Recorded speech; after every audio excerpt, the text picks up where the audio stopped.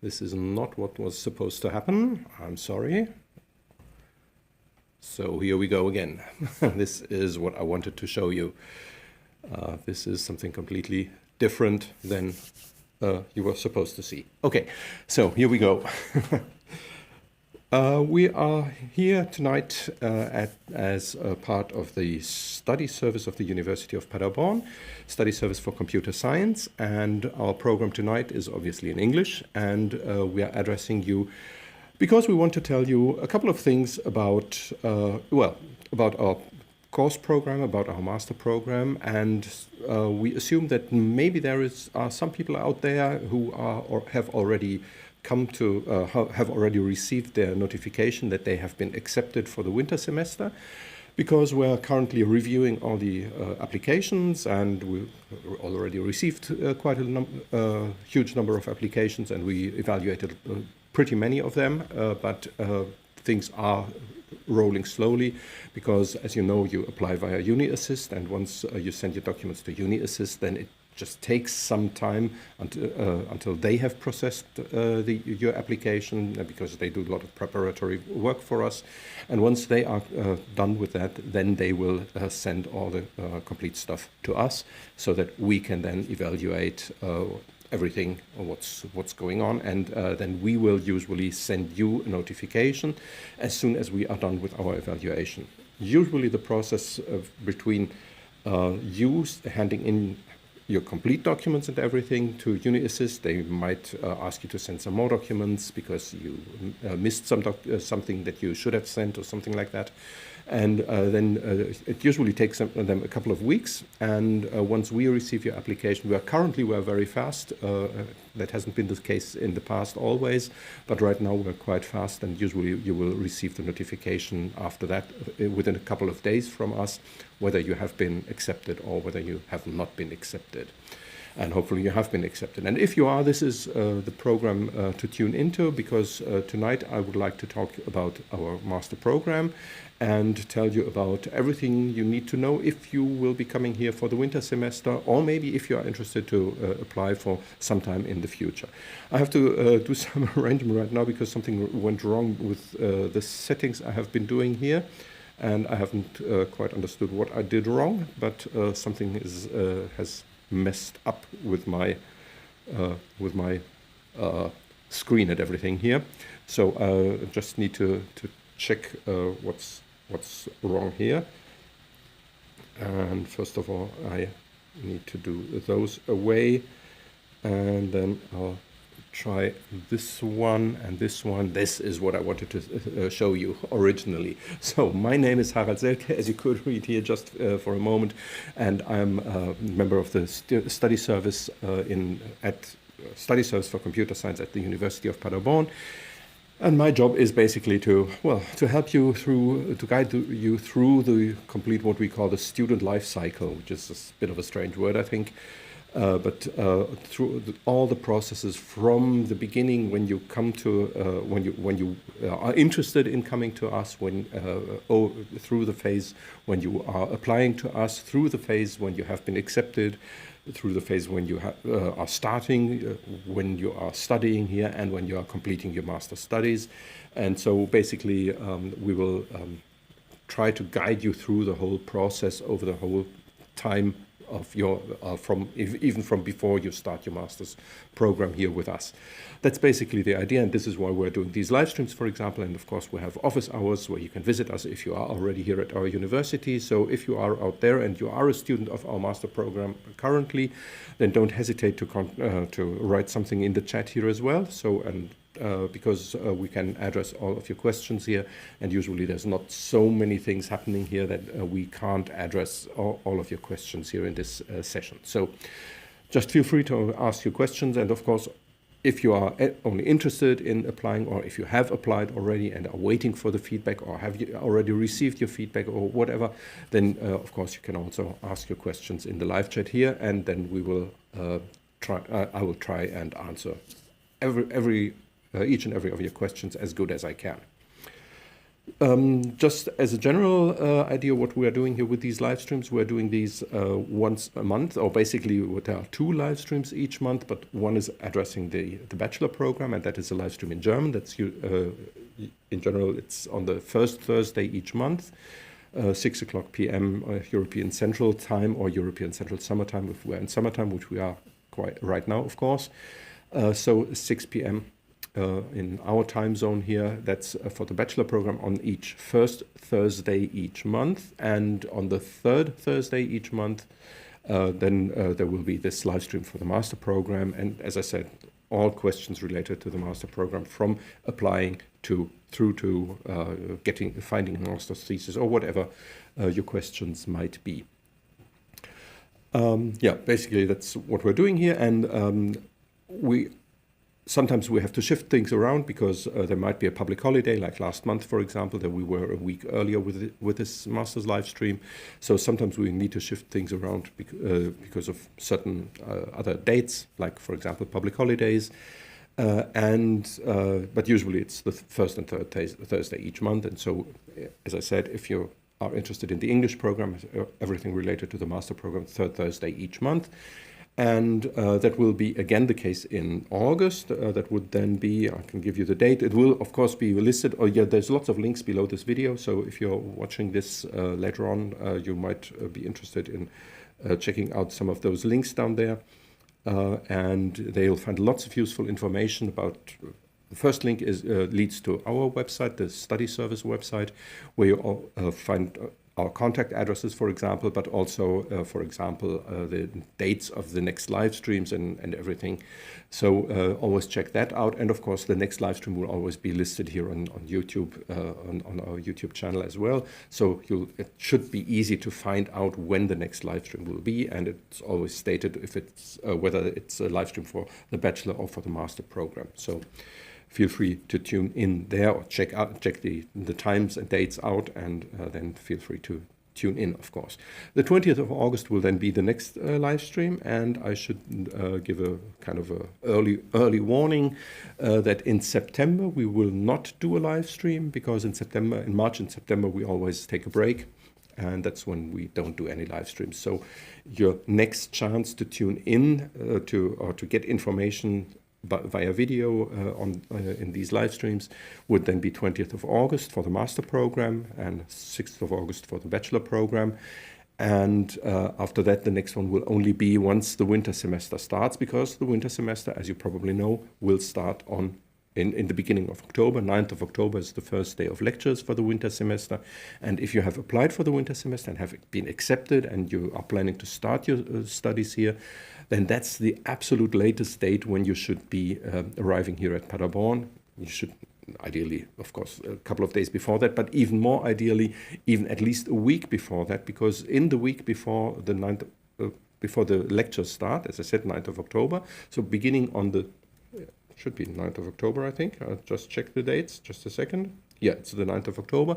But even the week before that, we'll have what we are calling the orientation week, or the welcome week for our international students. And during that week, there will already be happening lots of things. Like, for example, we will be introducing you to all the things you need to know to plan your studies. You'll get to know your fellow students. You'll get to know the Fachschaft, which is the Students' Council, and they are very helpful with any of your questions that might arise, and they're good contact people who to address and who to ask whenever there's any problems coming. Apart from us, of course, in the study service, you can also contact us, of course, but you can also contact the Fachschaft, for example. And you will also get to know the people from the international office, and they are the ones who can help you with all the things not directly related to the computer science program, but to all of the other questions you might have. Like, for example, questions about housing, accommodation, questions about finances or whatnot, or about your visa, for example. That's the people in the international office know much more about that than we do, and you will get to know those people as well during that first week. So it's really very strongly recommended that you are here by the latest at the 2nd of October. ideally 1st of October, which would then be the Sunday. 2nd of October, 3rd of October is, just be prepared for that, is another public holiday in Germany. So on that day, our shops will be closed, for example, and there will be nothing going on at the university. So we'll have to see when exactly the welcome days, I should then say, will take place, because it's not a full week, obviously, then with the public holiday in between. So maybe we'll just start on the 3rd of October, on the 4th of October with the welcome week. But that should be around the date when you should definitely be here, just not to miss any important information. And it will be very helpful for you to get started, because you're coming to a new country, probably most of you. You're coming to a new university, definitely. And so, yeah, it's just as a good idea to be there to get all that information that you might need in the near future. All right, so with all that having been said, I would like to go straight into the details, and I'd like to give you some information on how what our course program looks like. And that is, or the most important thing I would like to report on is this, and that is the study structure of the program.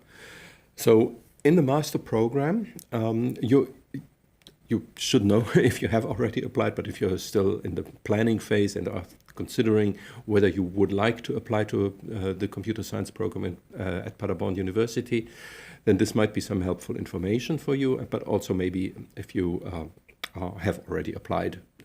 Because what you do is you apply for a master program in computer science. So we don't have specialized master programs. Some other universities do.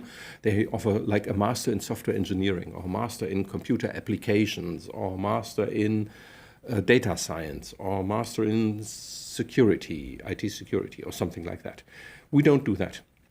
Because from our point of view, we believe that it's much better to leave the choice open for you, which means if here with us, in our university or in our master program, you can also specialize yourself. So you can say, well, I'm interested in, for example, say data science. That's the area I would like to go into. And then you can do that, but you don't have to decide that right now. So imagine we had different course programs for data science and software engineering and whatnot. Then you would have to decide right now, even before you apply, you would have to decide, is this the program you want to study in? And then it would probably be difficult to switch to another program. That's usually the case, because usually there's different responsibilities, and that you have been accepted into one program doesn't mean that you have been accepted for another program as well. So you would have to reapply or something like that. And switching between course programs is possible, often at least, but sometimes it's not, and it's always a little bit of a hassle. And so our idea is that we don't have specialized programs, but rather we have a general master of computer science. But within that master, you can decide in which area or in which direction you want to go to. And you might want to go into one specific area because you think, well, like, for example, data science or software engineering or security. This is what you want to do. And this is where you want to go all in. And you want to study that, right, really, really hard in that field. Then you can do that. But if, for example, you find out after half a year or even after a year that there are other parts of our program that are more interesting to you. Like, for example, you said, well, I thought I'd like to go into the data science direction, but I found out that artificial intelligence is much more interesting to me. Or I found out that there's this new, pretty new at least, direction of quantum computing. And that and then you can take some courses in that field, for example. And when you then decide, well, that's much more interesting than what I originally intended to do, then you are absolutely free to do that. There's no regulations by us that hinder you in moving from one direction into another one. You should decide at some point, of course. But we will even, right now you have to decide to go into one direction at one point, but you don't have to do that right now. So you can push postpone that decision until very close to the end of your studies. Of course, it's always a good idea to have an idea what you would like to do and pick your courses accordingly. But you're never on a track where you can't move to a different track anymore. So there's lots of options, lots of switches in the program where you can always realign according to your own interests. That's basically the idea that we have. And how do we manage that? We are doing that by what we are calling focus areas. So we offer 7 different focus areas currently that will be reduced to 5 because some things will be shifted around. Data science and intelligence and data will be combined into one, and computer systems and networks and communication will also be combined into one area. So we will be left with 5 areas in the future. In the future, that means starting in October 2024. So this is still a little time ahead. And so if you start right now in the upcoming winter semester or in the next summer semester, then you can, of course, stay in this program and will be able to choose one of those 7 areas. But after that, as I said, we will recombine them into 5 areas, which makes quite a lot of sense once you see all the modules and the courses you can study there and everything. But that would lead too much astray if I would be talking too much about that right now. So for the time being, let's stick with those 7 areas. So those 7 areas are, number 1 is algorithm design. Algorithm design is something which is kind of a theoretical part of computer science. Like, for example, you can do things about algorithms, about cryptography. You can do things about, what do we have in there as well? Quantum computing is part of that. Complexity theory, cryptography, algorithms. Complexity theory was what I didn't mention before. That was the one I was missing. So those are examples. I can give you a couple of. I can show you which modules are exactly in, or which courses we offer in this focus area in a minute. So suffice it for the moment to say algorithm design. Well, it's kind of a bit theoretical on the theoretical side of computer science. So you should be well equipped with knowledge in theoretical computer science, of course, if you want to go into that direction. The next field that we have, they're listed in alphabetical order here, and I'll run through them in exact this order. Computer systems. This is more the hardware side, like, for example, high-performance computing. We have a brand new computer, it's a complete building. It's this supercomputer machine that we have up there. It's brand new. It's just been opened last year. It's not even a year old now, I think. And so this, for example, if you are into modern computer architecture, into things like chip VLSI design or stuff like that. This is what you would, if that's your cup of tea, then computer systems would be the area you might want to take a look into. Data science, I think, is pretty clear. Everything related around all those big data things, all the algorithms, all the methods you need to deal with big data. Natural language processing is a field in there, and lots of other things. As I said, I'll give you some ideas of the courses that we offer in those areas in a couple of minutes. Intelligence and data, that's of course where our artificial intelligence courses are located in, and machine learning, for example, is in there, and lots of things in that field. Networks and communication, I think, is pretty self-explanatory. We have networks out there, and they are, well, new networks, of course, like 5G, for example, or probably our researchers are even beyond that, of course, by now. And like, for example, we also are also always discussing like reconfigurable networks and things like that. So on ad hoc networks and things like that. Like, for example, car-to-car communication, when cars drive on the road, on the highways, and they need to communicate with each other. There's no fixed network, but it's a network that always has new components that come into the system and drop out of the system, and everything has to run smoothly, of course. So those are questions in networks and communication. Then we have software engineering. Again, I think everybody of you has an idea what software engineering is about. So everything related to the software development processes, that's what we're doing in the software engineering field. And finally, security. And there we also have some of the cryptography courses, for example. But those are, well, we have cryptography courses in algorithm design as well. In security, it's more practically oriented, I would say. We also have human factors in privacy and security, for example, in there, and things like that. So it's more from the practical side, and also from the systems development side. So it also has overlaps with software engineering, because you need to build in security from the ground up. It's not an add-on that you add once your software has been developed, but it's something you need to consider from the beginning.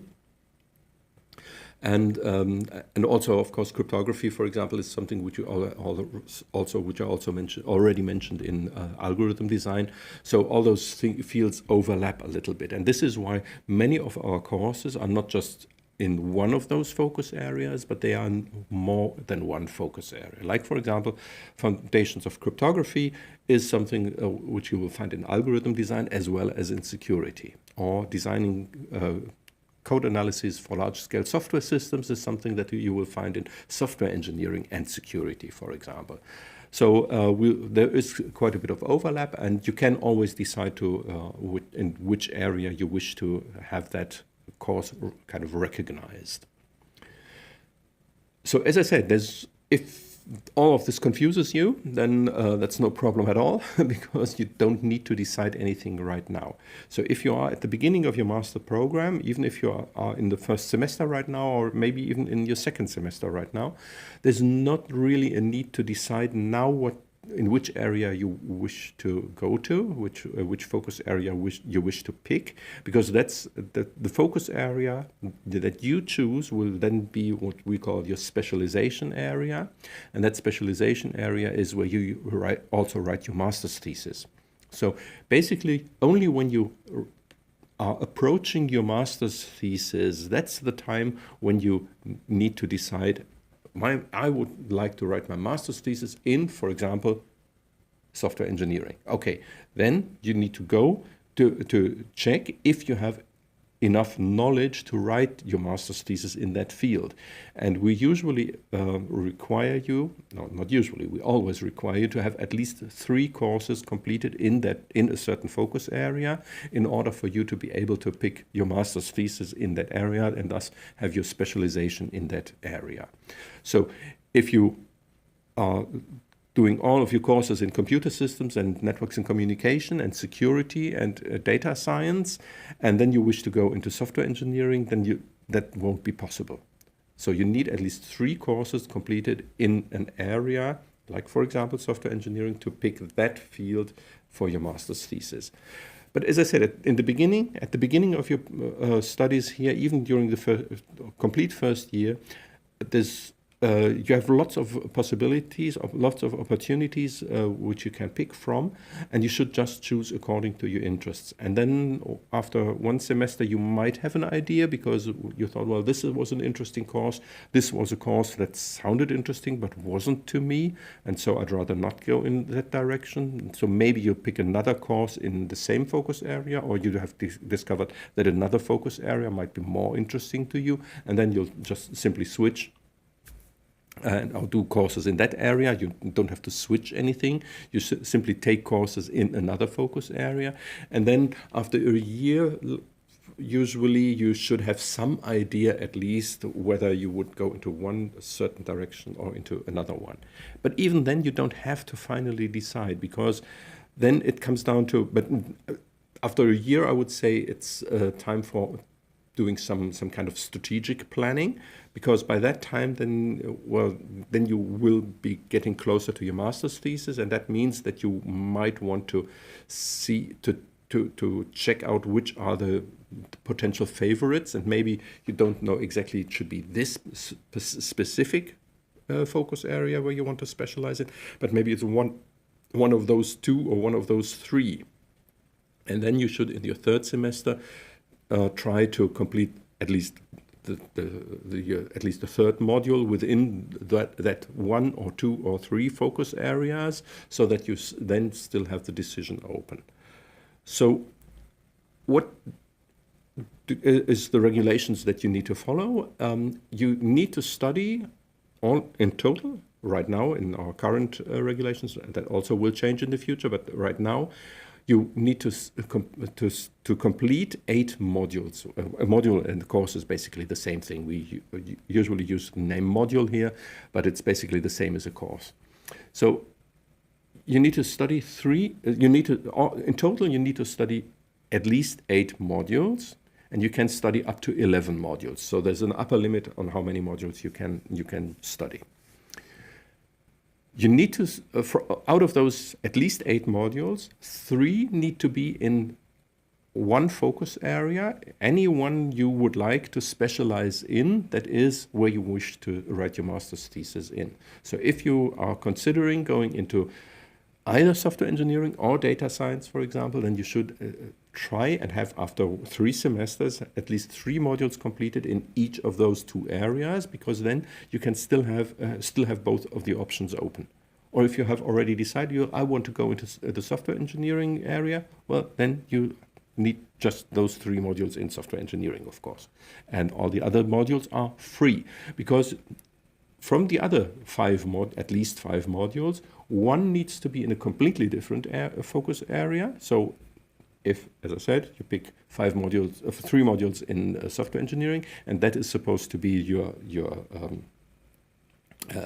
specialization, then you can pick another 4 modules from software engineering as well. So you have a total of 7 modules that you completed in software engineering, but one of those 8 modules that you at least need to study at least as a minimum, one of those modules must come from another focus area. So at least one must be from, for example, then data science or algorithm design or security or intelligence or whatever. Any one will do. So that's basically all the regulations you have. And as you can imagine, this leaves you with plenty of opportunities. It's a very, very open, very free program that you have, and this distinguishes our master program here at Paderborn University from many other universities, where you usually have to do certain things in one area, in another, and then you have some kind of some parts of your program where you can choose. Here you can choose almost completely freely. The 2 restrictions are: when you want to write your master's thesis, you need to specialize somewhere, which means at least 3 modules in one focus area, and 1 module must be from another focus area. So you can't study 8 modules all from the same focus area. That's the only 2 rules that you have to be aware of. Every module is a course which consists of 6 ECTS. The ECTS is the European Credit Point Transfer System. So within Europe, we all recognize those amongst each others. And so basically 6 credits that would mean. And as I said, every module, every course belongs to at least one focus area. Many of them belong to more than one focus area, as I have already mentioned, and as we will see when we come to the listing of courses in the individual focus areas. There's always one course in each module, which is why I say that one course is the same thing as one module, and there are descriptions available. So if you are, when you start planning your program, not just either the complete program or just the upcoming semester, then you should check the module handbook, which is available on our website, also linked below this video, as I already mentioned. So there you will find the module handbook, and all of the information will be there. And like, for example, what is the content, what are the learning outcomes, who is the professor who's teaching it, so that you might contact that person, for example, if you have any questions even before the course starts. What you need to do in order to pass the exam tasks, of course, but basically what kind of exam to expect, if it's an oral exam or a written exam, for example, if there is any conditions on taking part in the exam, or if everybody is allowed to take part in the exam. all those things are, and also literature, for example, if you already want to read some material, some good book on the topics or something like that, or maybe just have it by your side when you're in the course, you find all that information in the module handbook. And there's also a listing right at the end of the module handbook. On the last pages, you'll find which module belongs to which focus area. And as I already mentioned, some modules belong to more than one focus area, and then you pick them in one focus area. But if you decide later on to shift, you're interested to have shifted, and you want to move to, you want to have to specialize in a different area, then you can shift those modules, which are in more than one module, more than one focus area. You can shift those modules around. That's no problem at all. So what does the overall structure look like? We have been talking about those green modules, the ones marked in green on this in this table here.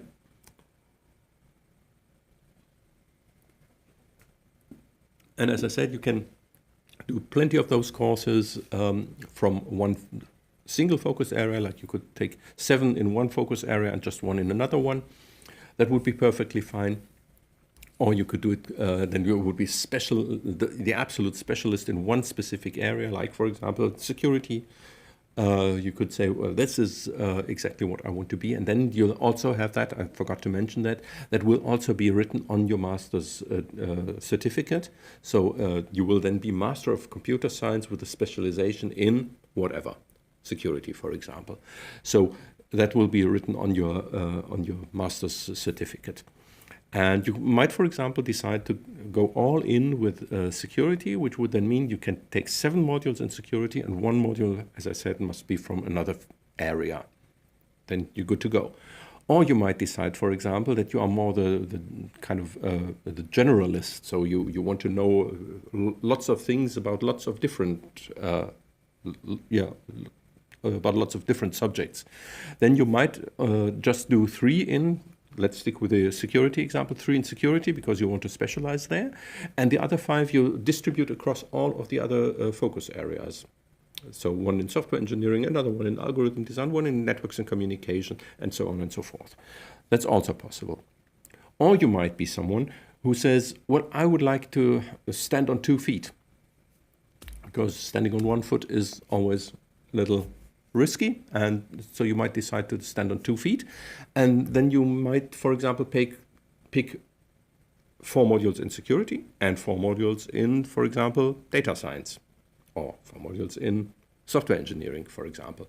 And then you would have 4 plus 4, and then you can, even up to the very end, you can just immediately before you start your master's thesis, you can still decide, would I rather write my master's thesis in security, or would I rather write it in software engineering? Both would then be possible. So that's also an option. And everything in between. So lots of possibilities. So this is really, you make it your own master program. That's basically the idea here. We guarantee that we will be offering enough courses in all of those fields, with a little caveat, which I will be talking about in a couple of minutes. But in general, we will be offering enough courses in each of those areas so that you can specialize there, and you decide what the master program at Paderborn University, the master program in computer science, holds for you. That's your decision. Which also means that you are responsible for yourself. So you need to check all of those things, and you need to make sure that you are really meet those few requirements that we have. And also, of course, it means that you take responsibility for your own life, so to speak, at least for your own master program, in the sense that you decide what makes sense for you. We don't tell you what should make sense for you, but you decide what makes sense for yourself. Okay. There's a couple of other things aside from these green modules that I mentioned, and those are, I'll next go to the blue ones, and those are the seminars. In normal courses, it's always the case that there's the professor or lecturer standing in front of the class and teaching you something, which is probably something you're quite used to, because that's the way university teaching is done in many places around the world. And those courses are also accompanied by tutorials or tutorials basically. Or we often call them exercises, but I think tutorial is the better name for that. And there will be either the lecturer themselves or a teaching assistant of one of their teaching assistants or more of their teaching assistants. And there you'll work usually in smaller groups. Sometimes the lectures are quite large. It depends very much. Sometimes we have very small lectures with just 10 people in one course. Because not so many people were interested in that course, which doesn't mean that the course isn't interesting. It just means that people have different interests, because you can choose, as I said. So sometimes courses are very small, sometimes courses have like 40 to 50 people in there, and sometimes courses have 100 or more students in the course. And whenever a course is larger than, like, say, 30 people, then usually we will have more than one tutorial, and you just pick one of those tutorials. So we have the lecture, which is often like 3 hours per week of lectures and 2 hours per week of tutorials. And the lecture is the same for all, and the tutorials might then be more than one tutorial to choose from. They're on different times and different dates. So you can choose there. You only visit one of those tutorials, of course, and there you can. Well, you usually it's more on the little more on the application side. So you're trying, for example, to implement something, whereas in the lecture you will be told about, or someone will tell you about certain concepts of programming, for example, or whatever, and of an algorithm. And then in the tutorial, you will then do something yourself, like, for example, program something, or you might or do some theoretical stuff, like, for example, you get a little task and you need to prove something in the algorithm design field, for example, or things like that. All of those things are possible there. So basically, there's lots of the talking, at least in the normal courses, is done by the lecturers, and sometimes also by the tutors of the tutorials. In the seminar, everything is turned upside down or downside up, and that means that you will do the talking. You will be handed out a topic, which is sometimes rather narrow, and sometimes it's very open topics. It depends very much on the person who is responsible for the seminar that you pick. There's different seminars that you can choose from, and then you can decide and say, well, this is the seminar I'd like best, this is the one I'd like second, third, fourth best, and so forth.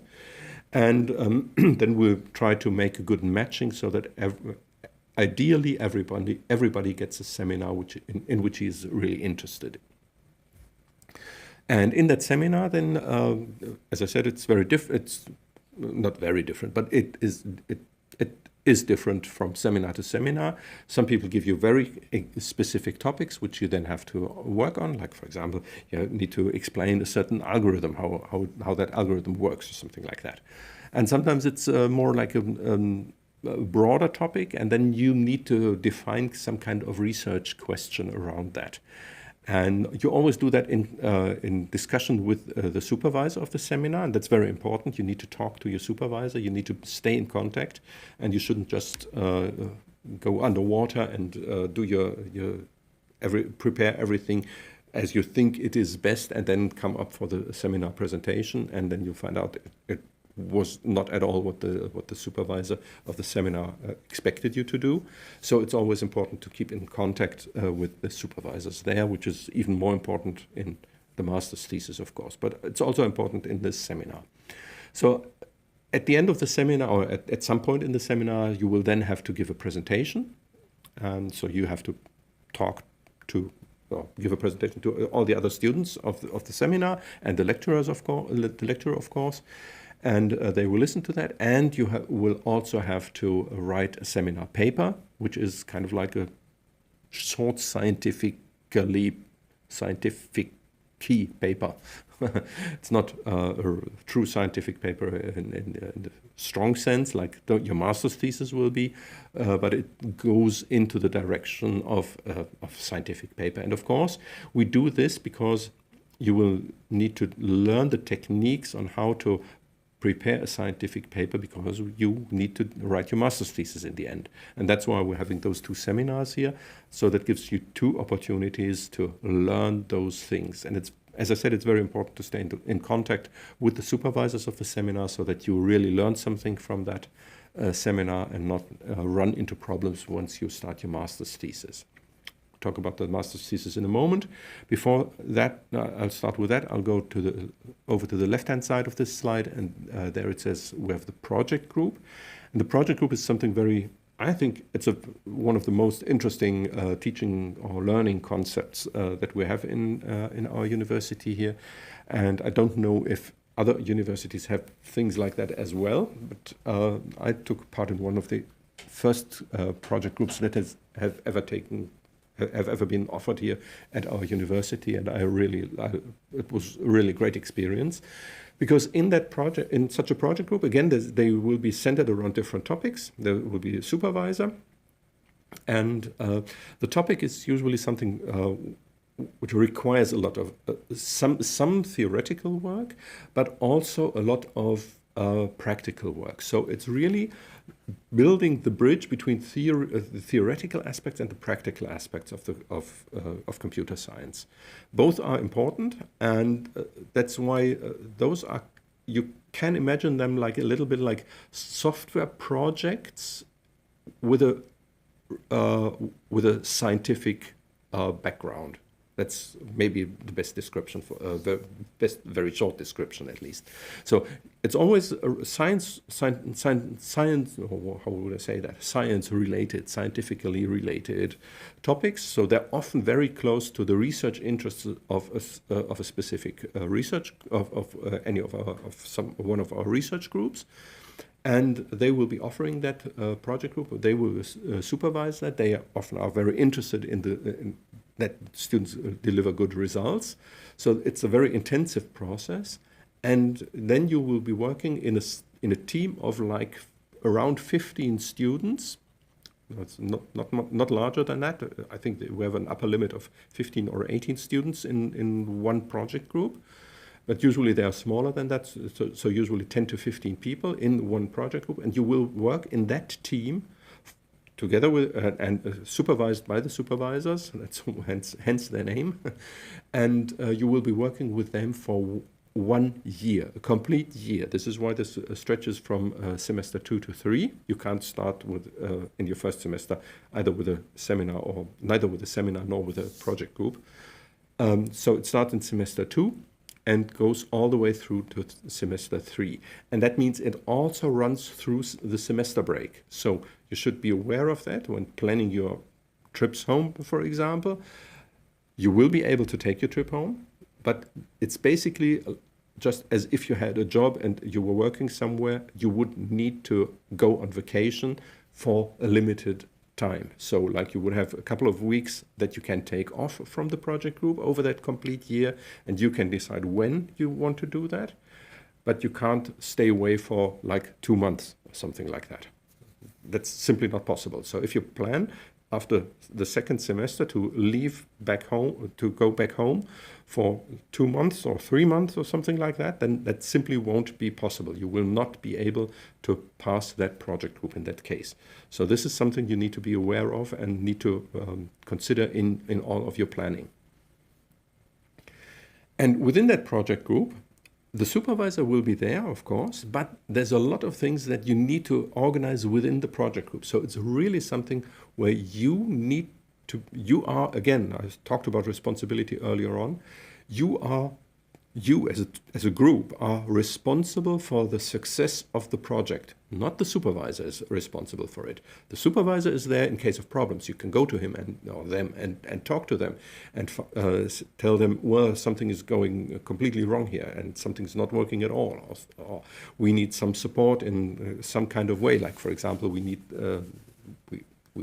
are supposed to implement something, but we don't have the machines on which to run the code or something like that. That's the things that the supervisor will take care of. But how you organize your work within the project group, that is something that the group has to do and to organize, and they need to make sure, for example, that everybody does their work. So usually it's not the supervisor who checks whether everybody has done enough work, but they will also check that, but they won't tell you and intervene, but rather that is something that you as a group, each of the students themselves has to do, and the group as a whole has to do. So if you find out that there is someone in the group who doesn't do his job or doesn't do their job, then you need to do something about that. And either you try to solve that problem within the group, that would be the best option. And if for some reason that doesn't work, then you can escalate it and go to the next level, which would then be the supervisor. But then it's really probably already a very hard situation for that person who didn't do their job, because then the supervisor will tell them, well, okay, this is a kind of a yellow card, and if we hear something like that again, you need to change your work ethics. You need to do something differently, and if you do that, if we have again problems, then the yellow card will turn into a red card. So and you might need to leave the project group. So things like that may happen. So just keep that in mind. It's really a project, and it is a group effort, and the group needs to find ways to deal with those things, just like in real life. If you are in sometime in the future working in a company, and there will also be people who may not do their work or are not capable of doing certain things, and then you might need to find litigation strategies and try to find out, well, what can we do? Because not everybody is good at everything, naturally. But then you need to find tasks for those people and need to check out, well, okay, if that person can't do this, but maybe they could do that. And also, of course, if you yourself are the person who finds out, well, I'm not really capable in this field, well, then you need to to talk to the others and need to discuss what your tasks might then be. So it's a really very interesting thing, this project group, not just because you learn a lot about science, you learn a lot about the practical aspects of doing scientific research and trying to implement something scientifically related into some kind of project result, but also because it's a lot about dealing with other people. And that's also very important, because most of computer science projects, as you probably know, are projects that are being done by developing teams. And this is something that you also need to practice and learn in this project group. So that's what the project group is about. And in the end, we have the master's thesis, of course. In the master's thesis, that is, once again, of course, a larger scientific piece of work, and there you have to work on your topic that you would like to do, of course. Right. There's just one thing up here. That's the general studies. In general studies, you can do anything you want, basically. You can take any course you want from our university, just not computer science, because within the general studies, we want you to check to see that there is a world outside of computer science. This is very important to us, so that you don't think the world only consists of computer science. And one thing you might want to do there is take language courses. Because, for example, you might consider staying in Germany after you completed your master, or you might try to find a job while you are studying here. Many of our companies here in Germany are looking for good students who can work with them. And it's always helpful when you apply for a job in such a company. They often don't require you to speak German, and we don't either in our program. Our master program is basically completely in English. There's two exceptions, two courses which you can't take because they are in German, but everything else is in English, and the few courses that we have in German will be in English in the near future as well. But apart from that, as I said, we don't require you to speak any German or to understand any German, by the way. But of course, if you want to find a job somewhere, either as a student or afterwards, it's usually quite helpful. And it's also quite helpful, of course, if you want to go to the bakery, for example, and buy some bread, or go in the supermarket. You usually don't need to talk to anybody, but it's always quite useful. So you might want to take language courses, but you're not restricted to language courses. We don't require you to do any language courses. We did in the past, but we don't any longer. So there's no need to that you really need to do any language courses. So that's basically the structure of our program that we have, and that's what I wanted to do. Because there is a question here. Hi, can we choose the project group, or do we need to give an interview, and is the project related to our specialization? No, I'll start with the last question first. The project group is not necessarily related to your specialization, but, and that now relates to the first question, yes, you can choose the project group, again, within limits. Because just like with seminars, and I already said, the project groups have a maximum size of around 15 people. So, and what we have similar processes for the seminar as well as the project group. So at one point, there will be an event, a presentation, where all the lecturers who will be offering project groups in the upcoming semester, they will give a presentation and tell you which project groups will be available in the next semester. And it's a good idea to go there, because there you'll get all the information about what project group might be interesting to you. And of course, you can also ask questions to the to the supervisors of those project groups. And then you can we'll make a kind of it's not an interview, but we make a kind of evaluation process. So we send out a questionnaire to you. Questionnaire was the word I was looking for, sorry. So we'll publish a questionnaire then. And in that questionnaire, you can say which project group you are interested in. And once again, just like with the seminars, you do a ranking. So you'll say, this is the project group I would be interested in most. This is the second best, the third best, and so on and so forth.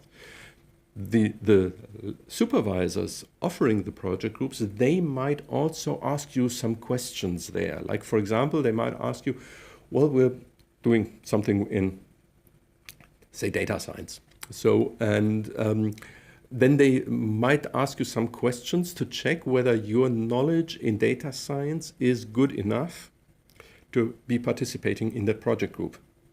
So it's kind of like an interview, but it's not really an interview, because you don't need to talk to the people usually. At least they might do that as well, but they usually don't.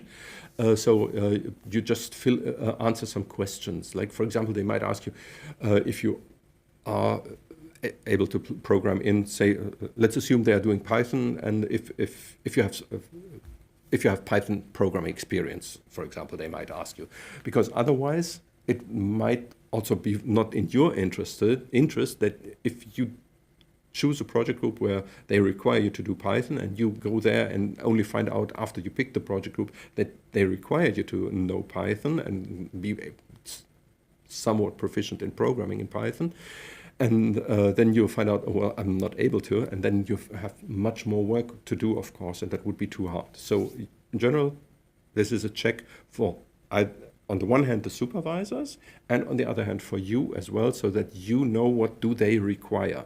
So it's kind of a pre-check for both of you, for both sides. So, and when you do that, this questionnaire with those questions, like for example, yes, I know Python. On a scale of 1 to 10, I would rate myself on, say, 8, for example. Well, maybe they even check that, because they might give you a test question. So in order to check, so that you can't just say, yes, I'm number 8 here, but that you need to really answer a serious question, like for example. And then you might decide, well, I think that this project group might not be my number 1 choice, but I'd rather put it in number 2 or 3. So I would be willing to go there, but it's not my favorite. And so you do your ranking. And then after that, the supervisors do kind of like do their ranking, because they see, well, these are the students that are really good in the field where we want to do our project group. So those are the ones we would like best. And then there will be a matching process, so that ideally everybody gets their first or second choice. Usually we manage to give everyone their first or second, sometimes maybe the third choice in the project groups, and the seminars were not always that good. But usually you will get one of the number 1, 2, or 3 on your list, which you would like best. So by that time, because as I said, that usually you would start your, if you're studying by plan, which you don't have to, but if you were studying by plan, according to our study plan, then you would start the project group in the second semester. And as I already said, by that time you don't have to decide already what your specialization will be. So maybe sometimes it's the other way around, that maybe you are in the project group and then you find out, well, those supervisors are really cool. They're cool people. You like to work with them, and they think the same about you maybe. And the topic may be interesting to you, and because you find out, well, that was something that grabbed my attention, that I really loved doing that. That was the case with me, for example. I was doing that back then, and it was like, when was that? 35 years ago. It was a project group about on parallel programming of parallel systems. And that was really interesting because it was brand new by that time, or pretty new at least by that time. And so it was brand new machines which we were programming on. It was a pretty new programming language that we needed to learn, because nobody knew the language. Nobody of us knew the language before. And then we did some really interesting stuff. And after that, I knew this is really an interesting field. And we didn't have specializations in that sense like we do today, but it was somewhat similar. And after that, I knew, well, that this area, like I went more into the theoretical area then, but this field of parallel algorithms, that's something that I really like, and I would like to do something in that field. And as I said, it wasn't exactly what we did in the project group, but it was somewhat closely related. So often the project group is kind of an initiation of finding your specialization, I would say. So maybe after that project group, you know, well, this is something that's really cool and I want to go into that direction. Or of course, you know already know the people and know whether you are really like working with them. But it's not required. So if, for example, you say, well, okay, I did that project group, but it was so,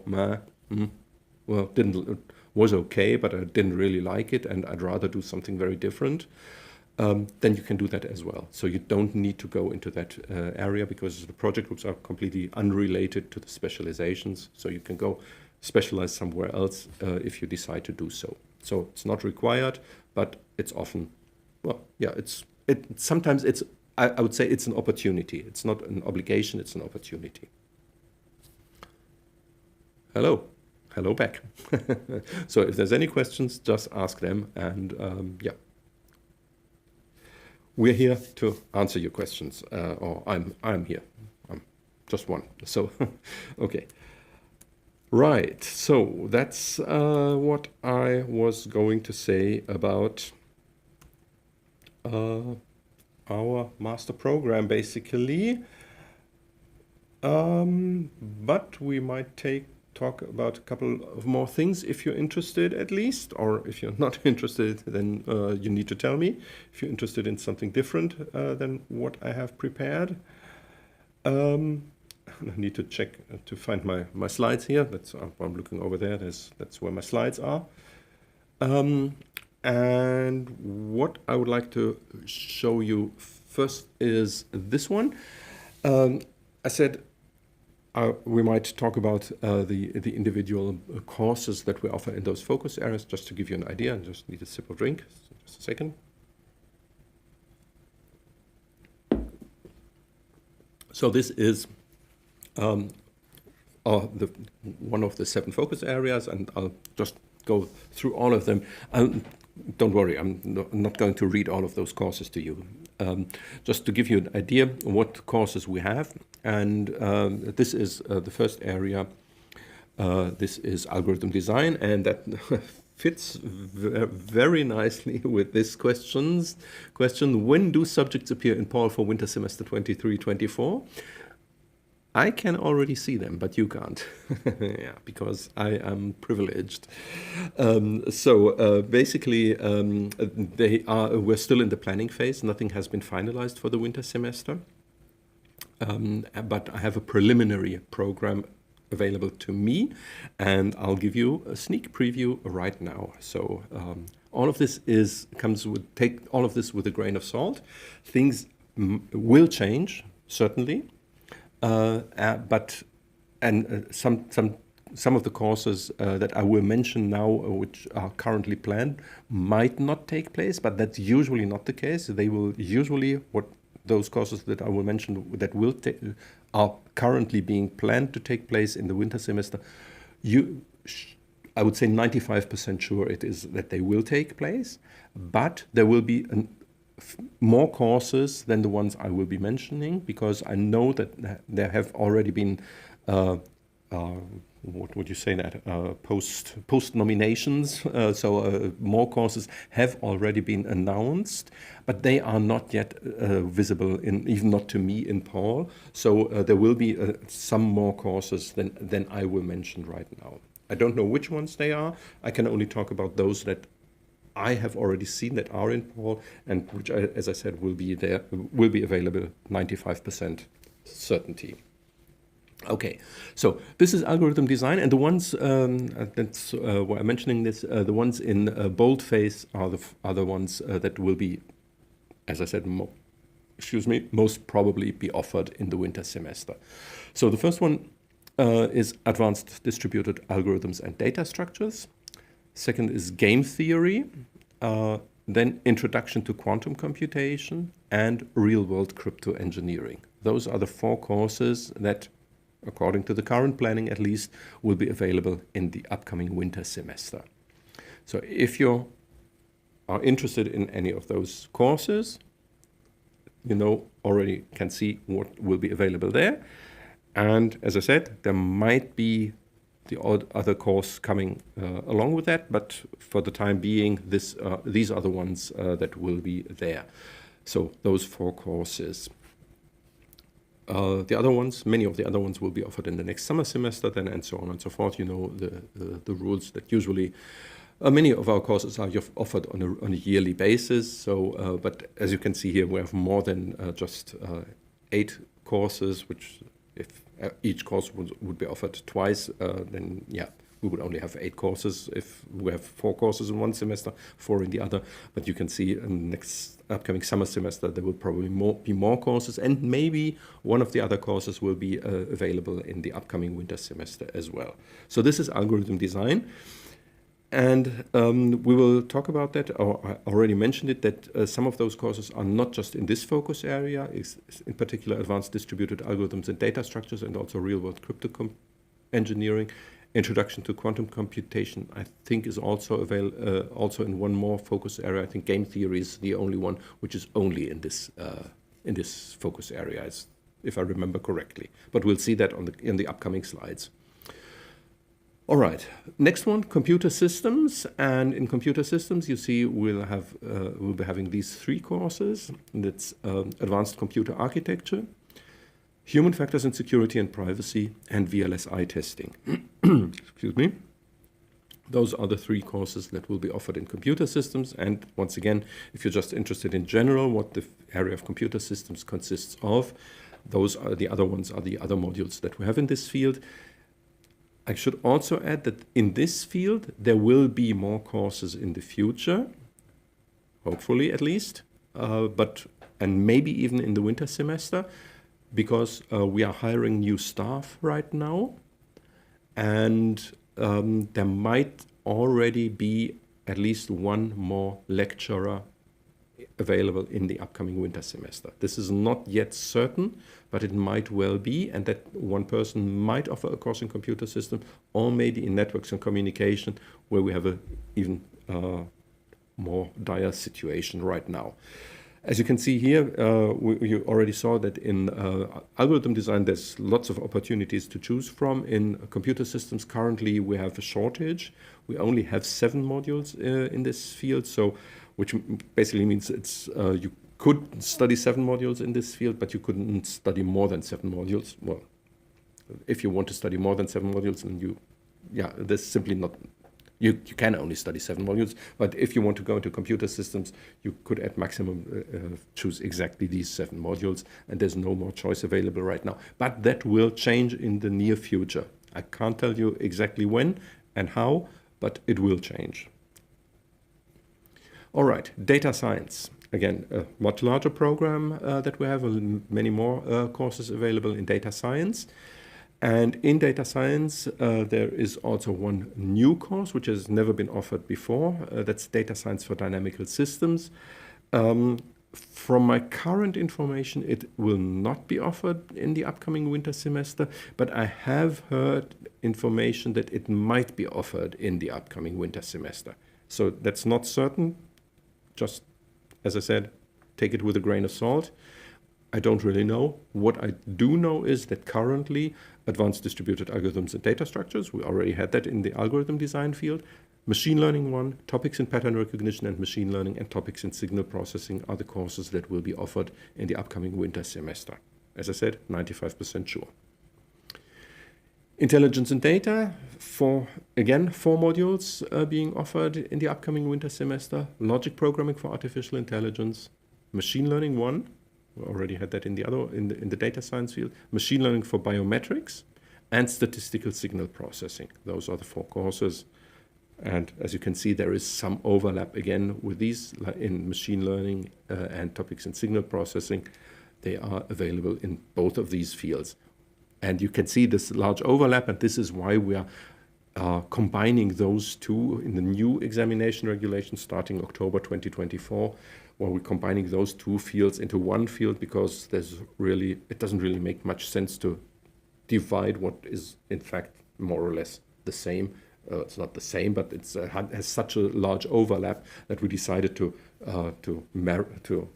have those 2 fields married to each other. So that's, as I said, beginning 2024, but those focus areas will be available for everybody who stays in the old regulation system. All right, then we have networks and communication, and this is our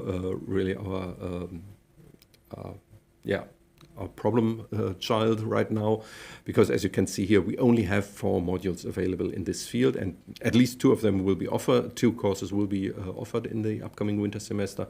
Advanced distributed algorithms and data structures, once again, you can see this is kind of a general tool. You can do that course, put that course in many different of our focus areas, and networked embedded systems. It's not yet certain who is the lecturer of networked embedded systems, because the old lecturer has unfortunately left us. Well, it's good for him because he's got a full professorship right now, which he didn't have here. He was a lecturer here, and now he's a full professor. But that's why we have a certain staff shortage here, and we're working on alleviating that problem, and as I said, the situation will be getting better in this area, and also from beginning in 2024, networks and communication and computer systems will be also combined into one area, so you shouldn't run into any problems from then on. But as I said, there will be more topics, more courses offered in this field, regardless of what exactly the focus areas are. Security. In security, you can again see we have quite a broad catalog, quite a lot of courses in general, and also quite a lot of courses which will be offered in the upcoming winter semester. Advanced distributed algorithms and data structures, we already had that thrice. Designing code analyses for large-scale software systems. Then we have human factors in security and privacy. Also have seen that in one other field already. Then we have introduction to quantum computation. We have machine learning for biometrics. We have privacy and technology, and we have the real-world crypto engineering. So security, quite a good choice of courses, I would say. And ultimately, software engineering, again, quite a good catalog of courses in general, I think, and also for the upcoming semester, 5 modules being offered there. Data-driven innovation and engineering, design code analysis for large-scale software systems, already saw that one. Human factors in security and privacy, already saw that one as well. Kontextuelle Informatik, which is one of the few courses which is in German, so you probably won't be able to visit that course. And logic programming for artificial intelligence. So that's the course program as currently planned for the upcoming winter semester. As I said, things might change, but it is expected that things will not change for the worse, but for the better, which means that there will most probably be more courses available than the ones I just mentioned. I already explained with one course that I have already heard through the grapevine that it will be offered, but there will be things happening. Also, as I told you, we are currently hiring people, and I know of at least 2 new people in our staff who will be here for the winter semester at least as the current planning stands. Can't give you any details there, but there will be at least 2 new people, and most probably there will be 3 new people. So we'll see. But I can't tell you which courses they will be offering, because I know at least one of them will be offering something in the bachelor program. That's at least what I heard. And for the rest, we will need to see. Wait and see what happens. Yeah. So that's basically what will be coming up in the winter semester. All right. What else could we talk about? We have already talked about quite a few things today, and I won't make it much longer, but there's at least one thing I would like to talk about, particularly for our current, for the students who might be out there, or the future students, I should say, who might be out there listening to this live stream, because then you need to plan ahead, of course. But if you are maybe those people of you who have already commented or are here and would like to comment, if you can tell me in which semester you are right now, then I can also give you some hints on that. But first of all, I would like to address, as I said, the people who will be coming to us in the winter semester for the first semester, and I'd like to give them some planning advice. And the first thing I already mentioned before, and that is be here in time. That's the one single best hint I can give you. Try to be here at latest by the 2nd of October, so that in that week you can take part in the orientation week, the welcome week, so that you learn about how the university works, how it functions and everything. You'll get to know different people, like, for example, fellow students, me, for example, or people from the student service, us, we're a team of 4 by then, plus the people from the international office, and so on and so forth. So that's very important. Be here, the Fachschaft, of course. Be here for the first week. That's the week from starting 2nd of October. Then, of course, be here for your first lectures. So that's very important as well.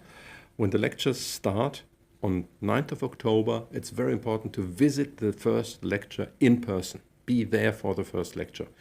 Because in that first lecture, all the important information will be given. Like, for example, what do you need to do in order to fulfill the course achievement, as we call it. The course achievement in German, it's Studienleistung, which is something which not every course has, but many courses do. And it is something you need to fulfill, you need to do something for that. Like, for example, do weekly assignments or something like that, in order to be allowed to take part in the exam at the end of the semester. So that's very important to know, of course. You will also be told what the exam looks like. You will be told about what else is expected. You will be told, they will tell you what the course is about. Of course, you can read some of that in the module handbook, but it's much more, you receive much more information in that first lecture of the semester. So it's very important to be there for that first lecture. Apart from that, what are the recommendations for the first semester that I would like to give you?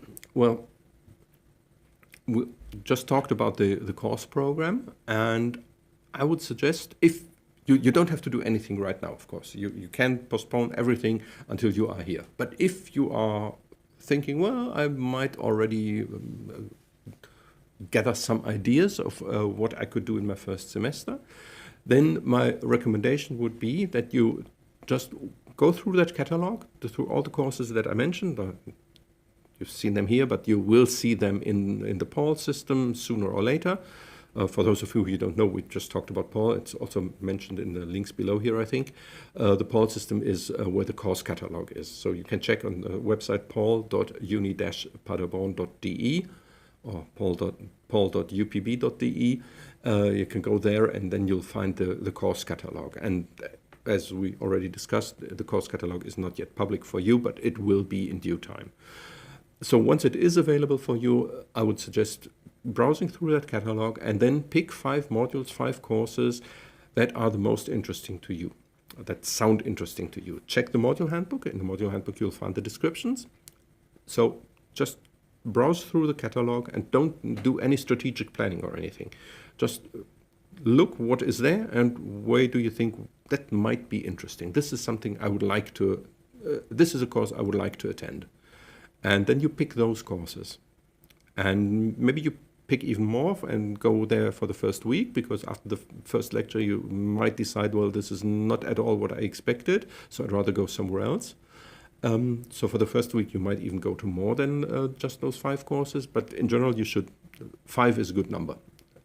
That's what I'm trying to say here.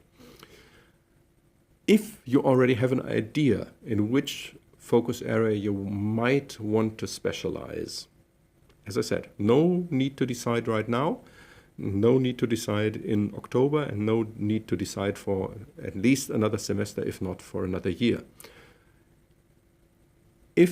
But if you already have an idea, because you think, well, I originally thought I might want to take a specific master in data science, for example.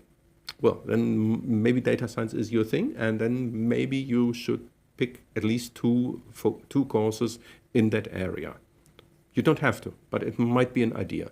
And as I said, if you don't have an idea, that's another topic. But if you already have an idea in which focus area you might wish to specialize in, then pick 2 courses from that area. As I said, if you don't have an idea in which focus area you might wish to specialize, absolutely fine. No need to worry. Just pick any modules that sound interesting to you. Look at the titles, look at the module descriptions in the module handbook.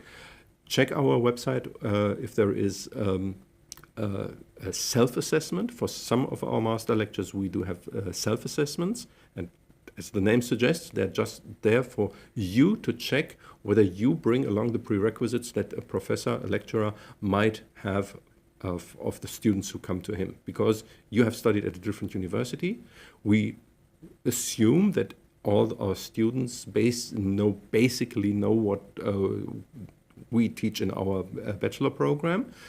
And so maybe, for example, we don't know exactly how much math how good you are at maths. And for example, if you go into data science, maths is not really unimportant, I would say. So there might be some things that you should be able to solve, also to calculate, for example, and to do some statistics, have some statistics knowledge, for example. And this is all of those things will be checked in the self-assessment. The self-assessment is really just there for you. We don't see the results. We don't have any idea what you answered there. It's just for you, so that you can know whether you might be able to go into that course and take something out of it. That's the important thing here. Once you are you are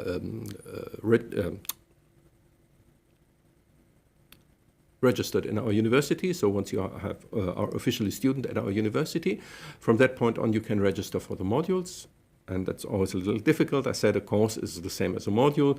Technically speaking, we have to distinguish there, and the PAL system does distinguish there. And so that means that you always have to register for the module and for the course as well.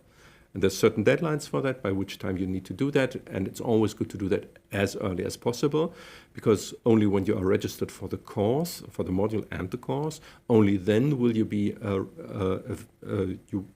able to access the course material, which usually is distributed over another system, which is in sync with this PAL system. So only those people who are registered for the course, for the module and the course, are also able to access the course material.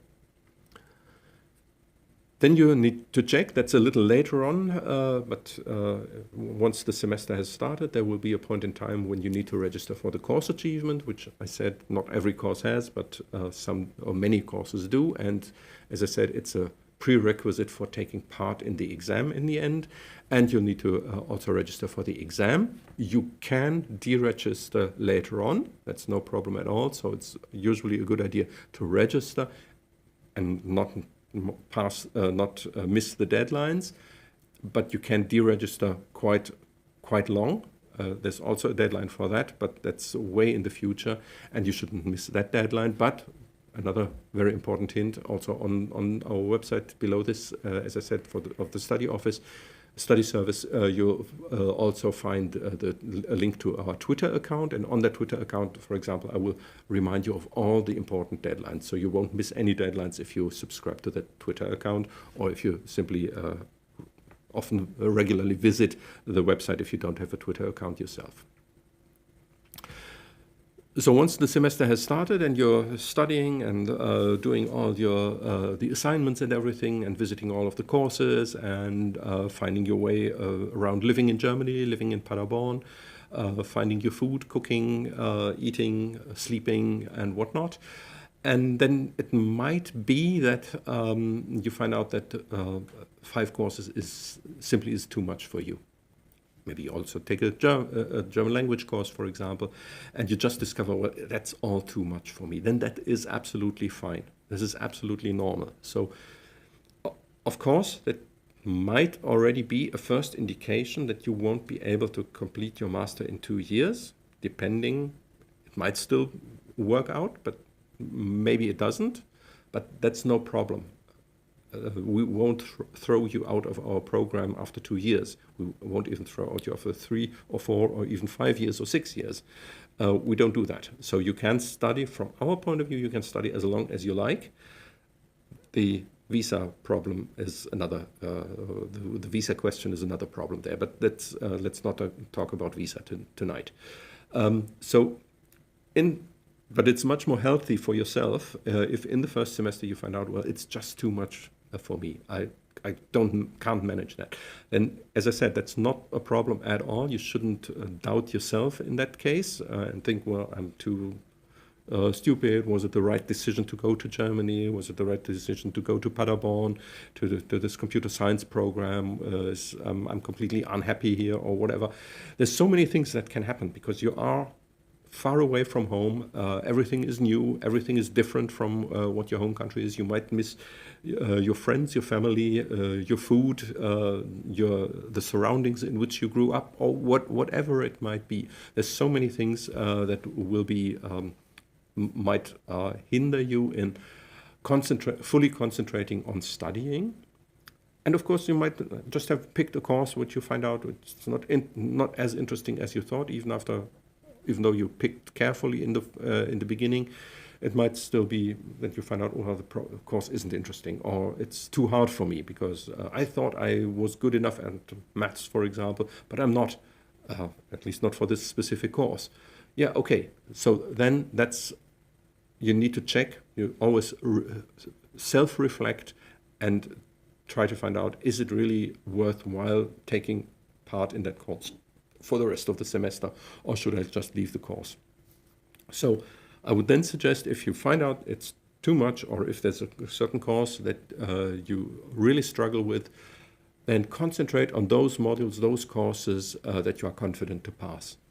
And then drop the other ones. Deregister from that course, from the course achievement and the exam. That's the two important things that you need to deregister from the course achievement, if there is a course achievement, and from the exam.